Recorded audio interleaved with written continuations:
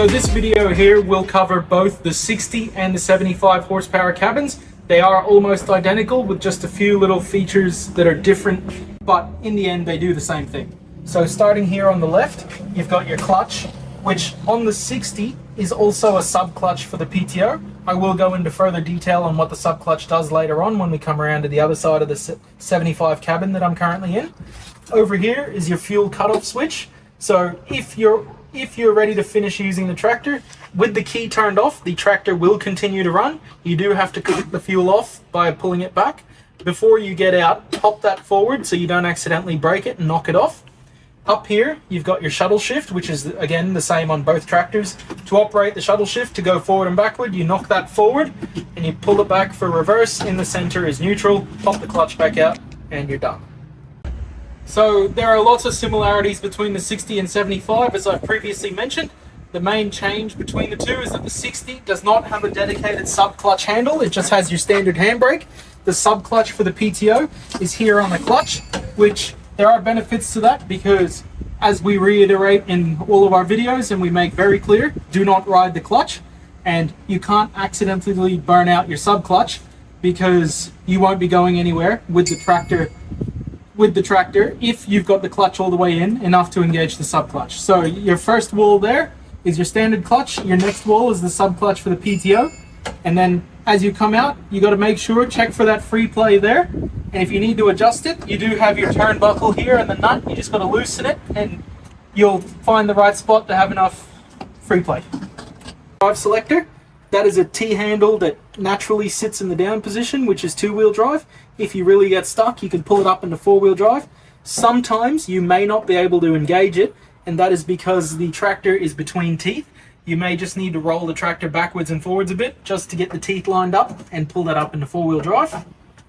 Over here is your handbrake, just like any other car or truck you've operated in the past. You just lock that up. Lastly, on this side is your PTO speed controller. All of our implements run at 540 RPM.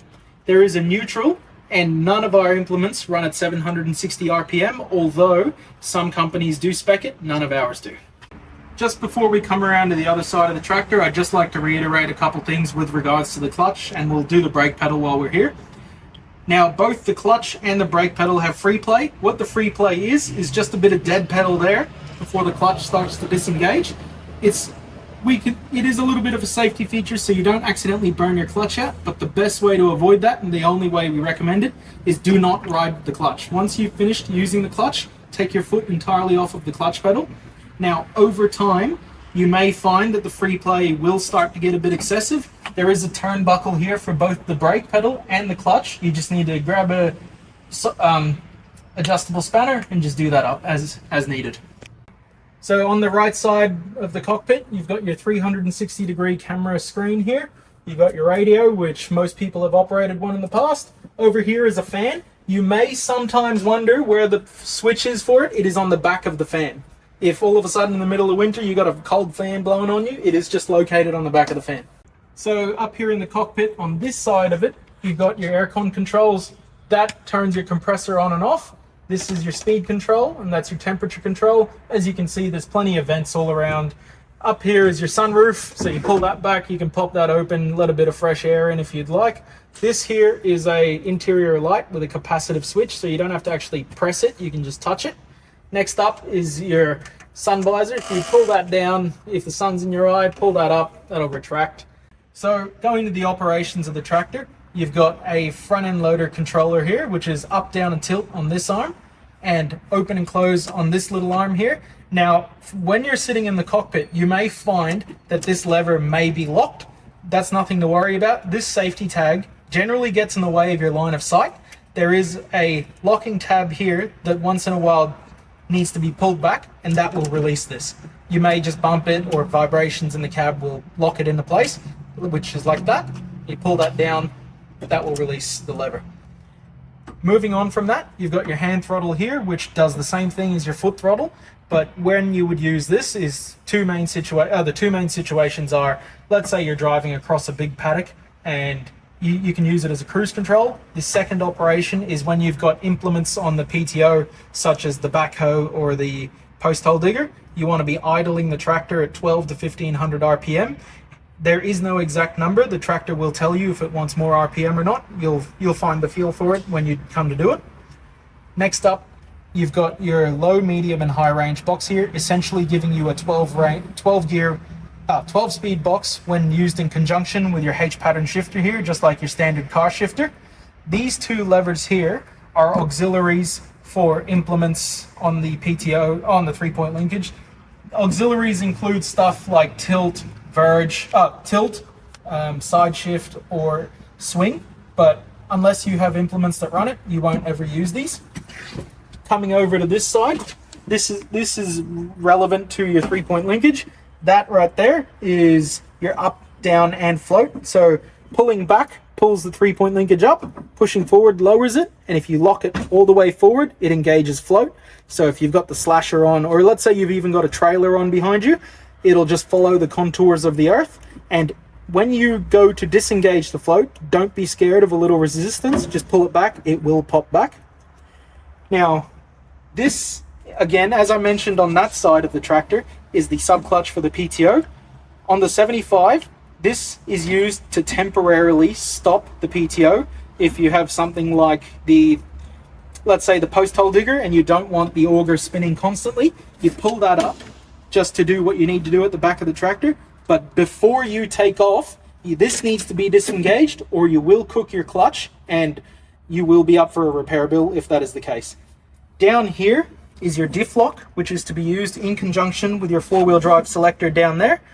If you're really stuck, you just use your foot as a stomp pedal on the stomp pedal, engage that diff lock, and when you get out of the rut, you just pull off, and you can just pull that up by hand, it'll pop up.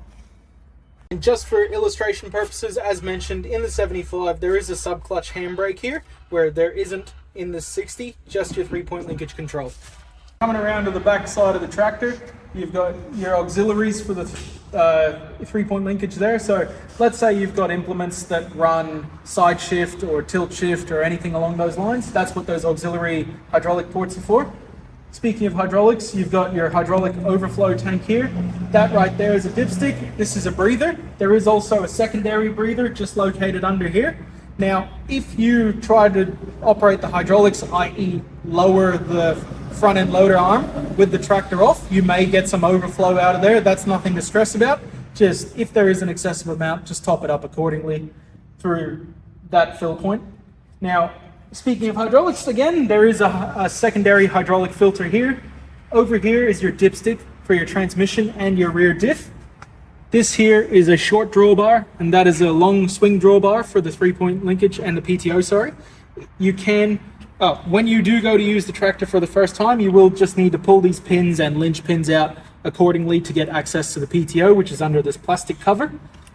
On both sides here are your hydraulic downforce rams for driving stuff like your post hole digger or anything else into the ground. Just on this side here is an external control for when you've got the tractor lined up with an implement, you manhandle the implement into place. You can lift this 3-point linkage up to hook up to your implement easily, as opposed to having to have someone in the tractor or you yourself having to go into the tractor. Last thing before we move on is just over here is a fill point for your rear diff and transmission fluid. And like I said, that's the dipstick for it there. So in both the 60 and the 75 horsepowers, you do have the option of buying industrial tires as opposed to the agricultural tires that you see normally on tractors. What this does is it gives you a bigger footprint. You are much less likely to tear up soft grass, especially helpful if you run something like an Airbnb or that sort of commercial property.